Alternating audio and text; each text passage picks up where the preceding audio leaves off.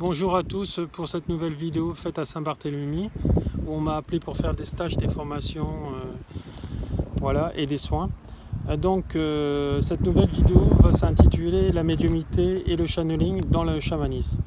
Quand nous prenons en fait contact avec nos guides, nous leur demandons en fait des renseignements, nous canalisons en fait des informations qui viennent en fait des mondes du haut, des mondes d'en haut. Celles-ci nous aident en fait dans notre vie ou dans celle des autres. En fait, le chaman, le futur en fait n'est jamais fixe pour lui, car en fait la personne à qui vous allez pouvoir aider, la personne que vous allez aider, en fait, a son libre arbitre. Donc, à tout moment, ça peut changer. Le chaman prévient la personne des risques encourus que l'individu, par exemple, prend. Malheureusement, en fait, certains voyants occidentaux ou médecins, par exemple, peuvent induire en erreur la personne en lui disant, par exemple, après un diagnostic, notamment un médecin, vous allez mourir. Et donc la personne, si elle est faible d'esprit, elle va se laisser mourir et elle ne va pas se battre. Il y a certaines personnes comme ça, malheureusement. Après, même certains voyants prévoient, disent ce qui va arriver, mais oublient de dire que la personne a son libre arbitre et à tout moment, elle peut changer la donne. Voilà. Le problème en fait de tout ça, c'est que l'être humain ne croit pas en fait à la vie éternelle. Pourtant réelle, car nous sommes immortels, nous empruntons juste un corps de chair que nous rendons avant de partir. Voilà. Le chaman montre en fait l'avenir et laisse le libre arbitre sans pression. Il laisse en fait la personne faire ses choix en l'apprenant, voilà, en la prévenant. Voilà. Donc c'est l'extérieur. Le chaman canalise à travers la personne qu'il voit en face de lui, ou par rapport en fait à des supports, pierres, cartes ou des êtres de la nature. Voilà. Ce que j'ai pu faire par exemple, là aujourd'hui nous sommes mercredi soir, j'avais prévenu que le cyclone Maria ne nous toucherait pas lundi soir. Et donc là maintenant on est mercredi soir, il s'est arrêté et il nous a juste frôlé. Donc voilà, ça je l'avais prévu, j'avais prédit qu'en fait il nous frôlerait mais il ne nous toucherait pas. Voilà. Donc pour cela en fait, moi j'ai confirmé donc par une médiumnité pure, j'ai affirmé ça par une médiumnité pure, mais j'ai aussi contrôlé par rapport à une lecture dans des pierres. En fait, je vais vous expliquer comment j'ai fait, donc vous pourrez le faire aussi à la maison si vous avez le cerveau droit ouvert. Choisissez dans la nature une pierre qui traîne pour lui poser une question. Quand vous aurez fini, remettez-la à sa place, posez-lui une question et divisez-la en 4.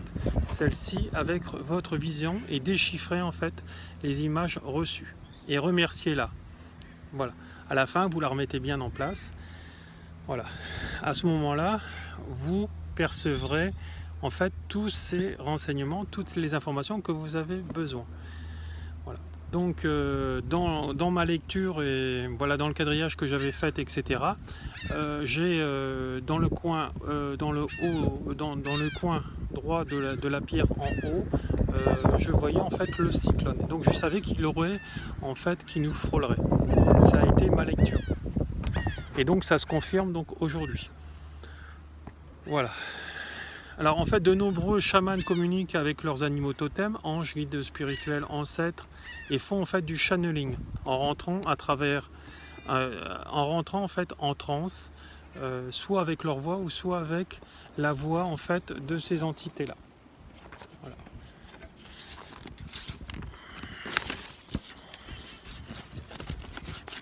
Donc moi j'effectue souvent en fait des voyages chamaniques qui permettent de me connecter donc avec tous ces phénomènes de transe et permettent en fait d'être en contact avec ce monde, ce monde parallèle. Voilà, avec ce canal de lumière. Donc je m'allonge en fait sur mon lit, je coupe mon téléphone et je mets mon casque audio. Et j'envoie le son du tambour par exemple sur des musiques qu'il y a sur YouTube, en prenant les musiques qu'il y a sur YouTube. Voilà. Et je fais ma transe chamanique comme cela. Je vais demander à mes animaux totems la réponse à mes questions pour confirmer ma médiumnité. En fait, le chamanisme est universel, nous sommes tous frères. Ils sont conscients de leur nature divine et ne pleurent pas en fait la mort de leurs proches, des gens qu'ils ont aimés. Car ils ont en fait dépassé la peur et savent que les défunts ont juste un rôle de passage, et quand ils partent, en fait, leur mission est terminée. Et que en fait, leur corps de chair est un habit. Donc, vu que personne n'appartient à personne, en fait de compte, nous lâchons facilement. Parce qu'en fait de compte, pour nous, les chamans, l'amour, c'est le partage. Voilà. Quelqu'un qui veut posséder quelqu'un et qui pleure de tout son corps, qui n'arrive pas à s'en remettre par rapport à une personne qui est morte, ou il suffit que vous ayez divorcé, etc., vous n'acceptez pas, ce n'est pas de l'amour à ce moment-là, ce sont de la dépendance affective, c'est de la dépendance affective. Donc à ne pas confondre, amour, souvent vous vous plantez. Voilà. Voilà. Donc à ce moment-là, en fait, ils ont en fait rejoint en fait, il a rejoint en fait son corps de lumière qu'il a quitté cet enfer terrestre où essaie en fait nous enfermer en fait notre société. Les chamans visitent en fait toutes les galaxies avec leur voyage chamanique. Certains chamans sont revenus en étant limités par un manque d'amour, par le poids en fait des traditions, leur orgueil, et donc n'ont pas plus développé en fait tout leur potentiel dans la globalité. Car un chaman doit être guérisseur, il doit être médium, il doit aussi faire des rituels d'exorcisme. S'il n'est pas tout ça, il n'est pas global, donc il n'est pas chaman. Il est juste thérapeute. Il ne faut pas en fait juger ni se comparer. Ils sont venus réapprendre car le chaman global n'a pas de haine pour personne. Voilà, donc j'ai pu en rencontrer lors de formations, des gens comme ça malheureusement en Sibérie, un occidental notamment, et donc des gens qui le suivaient en fait comme un mouton.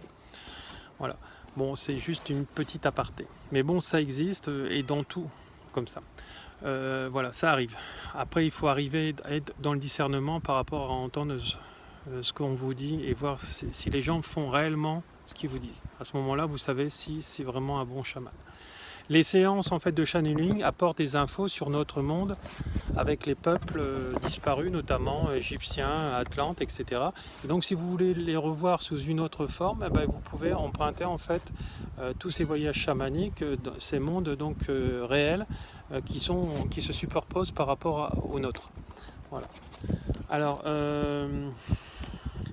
donc on se rend compte en fait que dans le chamanisme et dans la médiumité, qu'en fait notre planète en fait a été détruite en fait par l'ego, parce que toutes ces civilisations les plus avancées, notamment égyptiennes, anciennes et donc atlantes et lémuriennes, se sont autodétruites par rapport à trop d'ego. Voilà, parce que au lieu de se servir donc de toutes ces énergies pour le bien de tous, ils ont voulu, pour certains, se servir juste pour une partie de ces humains pour s'enrichir. Voilà. Notamment en faisant donc en créant des clones, etc. Voilà. À partir de ce moment-là, la Terre reprend toujours ce qu'elle a offert, et donc on rentre par des processus de destruction, de cyclones et de tsunamis notamment, ou de tremblements de terre, voilà, etc. Voilà. Donc en fait, ces séances en fait, nous donnent l'enseignement en fait, des blessures et comment les guérir. Nous répondons aux questions des personnes qui nous questionnent avec nos guides. Avec le monde de lumière, d'amour, c'est la finalité de notre incarnation, d'être un guide de lumière et de pouvoir s'y incarner. Voilà. Je vais m'asseoir. Voilà.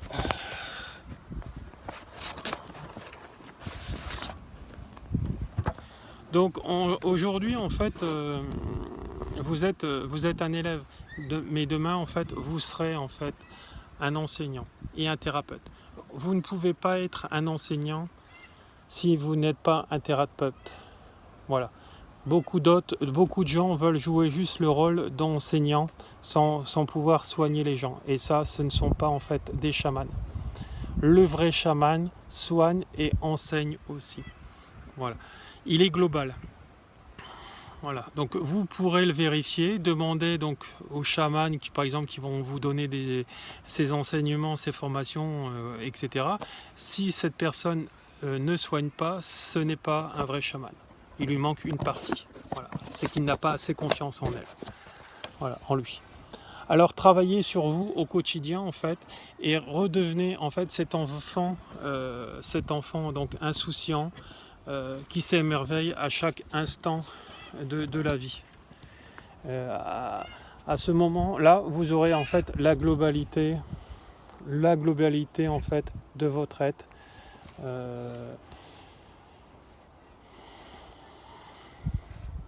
En redevenant en fait cette lumière, cet univers qui est un atome.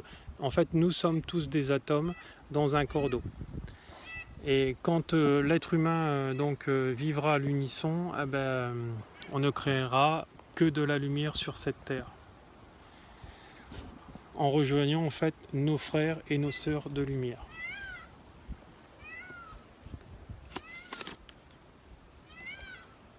Ah oui, d'accord, il y a Cacahuète, c'est le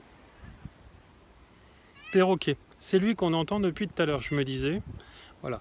Alors quand nous rions et quand en fait nous atteignons en fait tout cet être magnifique, en fait nous reprenons en fait contact avec notre être spirituel. Alors il est absolument pas nécessaire de prendre aucune drogue puisque nous générons en fait les endorphines. Celles-ci en fait sont la morphine naturelle du corps.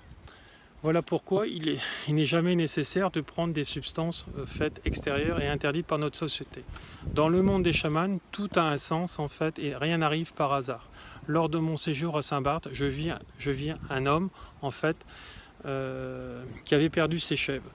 Et donc je lui dis, en fait monsieur, ce n'est pas bien d'élever des choses pour pouvoir les tuer, etc. Je me suis rendu compte qu'en fait de compte, cette personne utilisait donc une partie de son troupeau juste pour pouvoir l'élever, donc comme un animal de compagnie, et d'autres qu'il mettait disons qu'il faisait tuer pour pouvoir alimenter donc les restaurants de l'île, etc. Quelques jours après, je me suis adressé en fait à ces chèvres et je leur ai expliqué en fait qu'elles risquaient et qu'elles allaient finir pour la plupart d'entre elles à la casserole par les chants chamaniques, etc. Cette transe, cette danse chamanique. Et une journée après, elles se sont enfuies seules en faisant un trou en fait dans le grillage. Voilà. Donc si vous voulez me retrouver en fait dans mes stages en fait de médiumité, etc., de chamanisme, n'hésitez pas à me demander, car en fait de compte, nous sommes en fait des êtres magnifiques, divins, qui avançons en fait dans cette multiréalité pour pouvoir en fait redevenir en fait cet enfant divin incarné sur tous les plans et redevenir en fait cet amour absolu, ce canal de lumière. Voilà, donc je vous conseille fortement d'ouvrir votre cerveau droit et vous retrouverez en fait tous les renseignements sous cette vidéo. Je vous aime beaucoup, je vous envoie en fait tout mon amour. Et donc aujourd'hui je vais vous montrer Cacahuète, qui est le perroquet de l'île. Il se balade en fait de résidence en résidence pour finir cette vidéo. Voilà. Bonjour Cacahuète, dis bonjour à la caméra. Bonjour Cacahuète. Bonjour Cacahuète. Cacahuète. Cacahuète. Cacahuète. Cacahuète. Tu parles plus tout à l'heure, t'étais bavard. Bisous bisous.